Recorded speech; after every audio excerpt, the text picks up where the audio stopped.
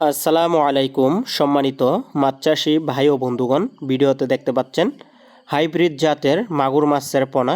তো যে সকল চাষি ভাইদের পরিত্যক্ত জলাশয় রয়েছে বা বড় গের রয়েছে, ট্যাঙ্ক রয়েছে, বাইফ্লক রয়েছে, সে সকল জায়গার মধ্যে কিন্তু আপনারা এই হাইব্রিড জাতের মাগুর মাছের পোনাগুলো চাষ করতে পারেন।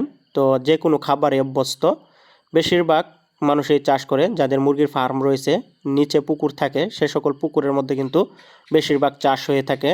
এর কারণ হচ্ছে মুরগির যে লিটার থাকে, বলা হয় যে 20টা থাকে, এই 20টাগুলো খেয়ে এই জাতের মাগুর মাছ অন্তত 2 থেকে আড়াই মাসে বা সর্বোচ্চ 3 মাসে 1 কেজি পর্যন্ত হয়ে থাকে। তো বাড়তি একটি মাছ উৎপাদন করতে পারবেন আপনারা মুরগির পাশাপাশি।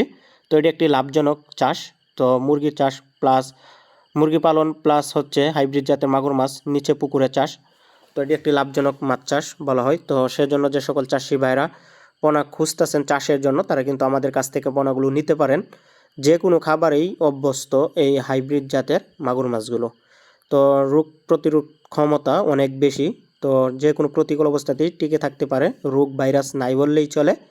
তো যারা চাষ করতে আগ্রহী আছেন তারা অবশ্যই আমাদের স্ক্রিনে দেওয়া নম্বরে যোগাযোগ করবেন। সারা বাংলাদেশে ডেলিভারি হয়। এখন যে পোনাগুলো দেখতে পাচ্ছেন এগুলো হচ্ছে 3 ইঞ্চি 4 ইঞ্চি সাইজের পোনা।